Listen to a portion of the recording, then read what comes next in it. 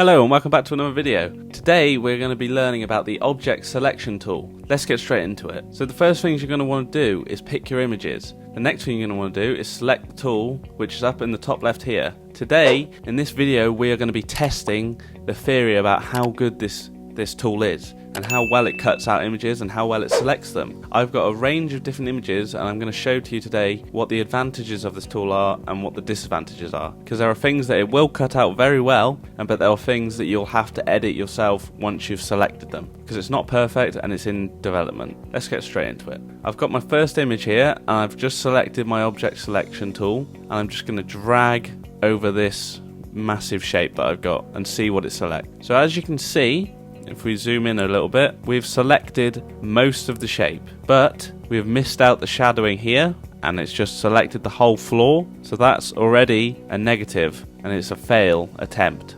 We haven't cut out the whole image. If you're watching this for personal use and you want to learn how to actually add this in, I will show you now. If you select the Polygon Lasso tool and go here and that, and then you just hold Alt while you're clicking, drag along, and you go down like that, and then that, and then that, and then that, and then straight up and back here, and then you connect it. As you can see, I've cut it out and it's pretty accurate. Obviously I did it quite quick, it could have been done better, but that is the best way of getting rid of selection which you don't want. Obviously you're going to use different tools for different objects and different shapes because it's easier, but for this object, because it's sharp, quite geometric object, we can use a Polygon Lasso tool because it does straight lines. So that's all for this one. Let's move on to the next image. Right, so the next image we have is a cup of tea or a cup of coffee or a cup of whatever.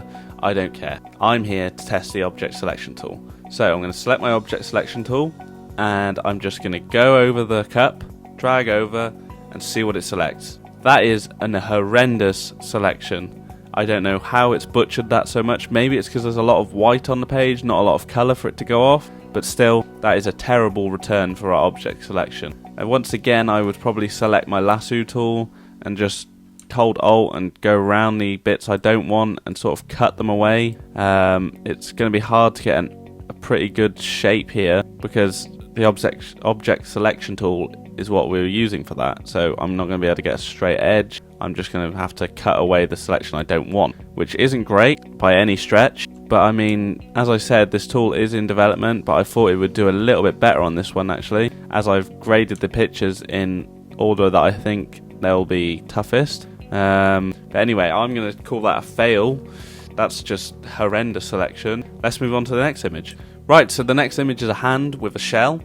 I'm expecting quite a good return from this selection because obviously the background is blurred and it should be quite easy for the computer to work out what it selects, but let's give it a go. So we're going to drag over the image. Hopefully it'll select the hand and the shell. Let's see. Yes. That is such a perfect selection. It couldn't be any better. Literally, you've got to do no work. You can add like a little bit in here where it's blurred, or maybe cut away that little bit within the watch, but other than that, that is a perfect selection. If I layer mask that out now, look at that. All you have to do is go around with the Refine Edge brush tool and you'll have a perfect cutout. I think that's probably the best return we've had yet. That's just a great selection and such a simple way of doing it. As you can see, I did that within a matter of seconds. It will save you so much time when you're working, and it will be really good for your work speed and speeding up the time it takes you to do design, which is a good thing because it can get boring taking ages to do things with slow tools. That's a success. On to the next one. Right, so the next image is a little bit harder. I'm not expecting much from this. I feel like it's going to select all the stones as well as this umbrella, because the umbrella is what we want, but I don't think it's going to work. I'm going to select it now. I'm going to drag over the top and let's just see what we get. Oh, that's actually not too bad. Not too bad at all. It's missed out a few of the little bits of straw coming off the umbrella, but it's selected pretty much all of it. It's got the post, it's got no stones, it's got the shape of it and the top. Just need to Refine Edge brush tool some of those back in and that'll be a perfect cutout. That's a success, I'd say, in my books. That's really good. I didn't think it would be able to do that, so I'm going to definitely say that's a success. On to the next one. Right, so this is our final image. It's quite a hard image. I think it's going to be fine with the edges of the body, but when it comes to these white furry bits and the hair, I think it's going to struggle quite a bit because they're quite the same as the background. There's not much difference between the white background and the white hair, apart from some shadows. So let's see what it does. If we go down here like that and select it, that's not too bad actually. It has struggled a bit with the eyelashes, and it struggled a bit with the hair over here, but other than that, if I just use a lasso tool, I can just add that back in, just like by doing that and by doing that. In my opinion, that's a success. A little bit of tweaking around like this, just doing stuff like this, just cutting it out and adding bits in. I think that's pretty good, especially considering that's quite a hard image to cut out for the computer. I think it's done quite well there.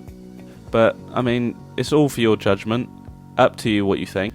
This has been a video of testing and manipulating. I'm going to put a few images on the screen now, which probably could use the object selection tool and probably would work with success. There's 1, 2, 3.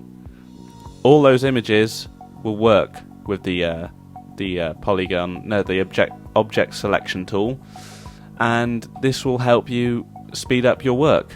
I hope you enjoyed this video. It's just sort of like a little test, but also a tutorial as well, just to see what you can, how far you can push the object selection tool and see the limits of it. So now you can go away and test it yourself. Thank you so much for watching. If you liked the video, please leave a like, comment and subscribe, and I'll see you next time. Thank you so much for watching.